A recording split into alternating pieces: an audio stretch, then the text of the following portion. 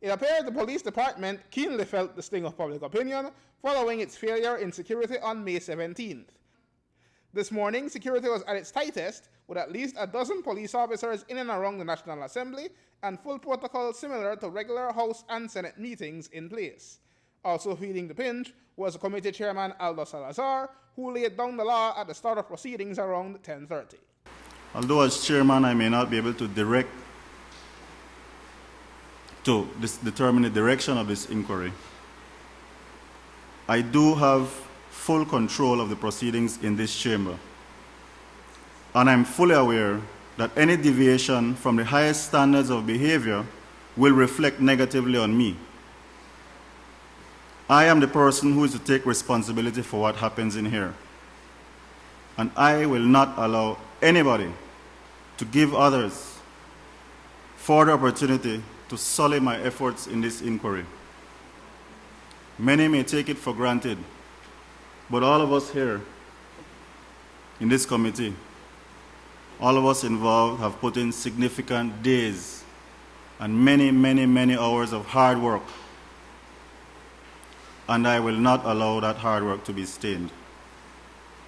As such, I hereby give fair warning that it is my view that each senator is absolutely entitled to be heard in this chamber in silence. And it is my intention to ensure that this prevails.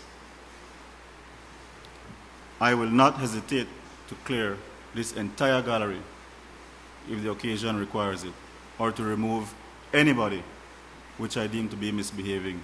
Conspicuous by his absence was Brian Yellowman Audinette. The House macebearer would have in any event not been welcome at his place of work today by the media's request. The leader of the Belizeans Against Courtney movement, U.D.P. Chair Alberto August, brought more people, though conspicuously less militant personnel, to the assembly.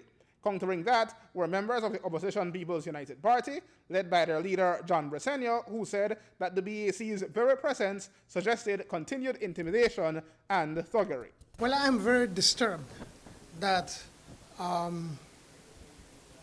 the chairman of the Senate inquiry, that the Speaker of the House, that the President of the Senate would allow a bunch of UDP supporters to come up in these bright red T-shirts, obviously with the idea of trying to intimidate the senators and intimidate the witnesses.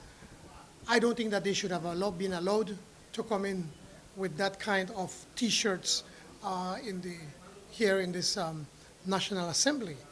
Before proceedings began, we learned from President of Citizens Organized for Liberty Through Action, Giovanni Brackett, and his colleague Raymond Rivers that they were still banned from entering the National Assembly building following their public berating last October of Churchill Senator Ashley Rock.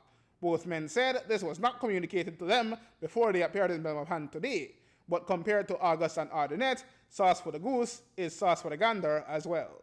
I was informed by the police that there was an ongoing ban on myself and a ban on Raymond Rivers from attending the House meetings, House sittings. Now this is a surprise to us because I think that the House representative know exactly how to reach out to me to send a letter to say that there's an ongoing ban. That's the first thing. We were never informed of such a ban.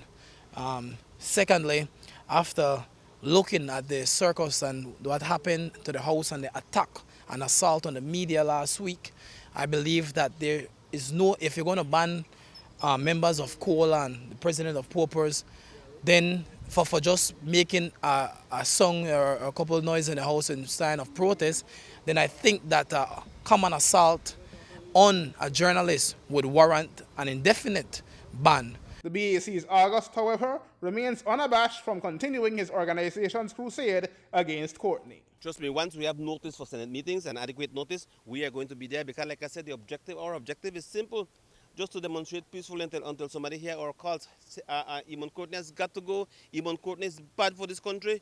Anytime when you see Eamon Courtney sitting in the Senate, it is like you're having Michael Ashcraft sitting there. It's simple as that. Yeah. Okay, now, how would you respond to what has been said that because of your actions on the 17th, yourself and Mr. Audinette and Mr. Kelly and others that you ought not to be here? Well, again, we go back to the Constitution. The Constitution gives you freedom of movement. Who wants to stop me from being here? I'm constitutional within my right to move anywhere, but I want movement. As the committee's public hearings reach boiling point, party politics is appearing to take center stage. Aaron Humes reporting for News 5.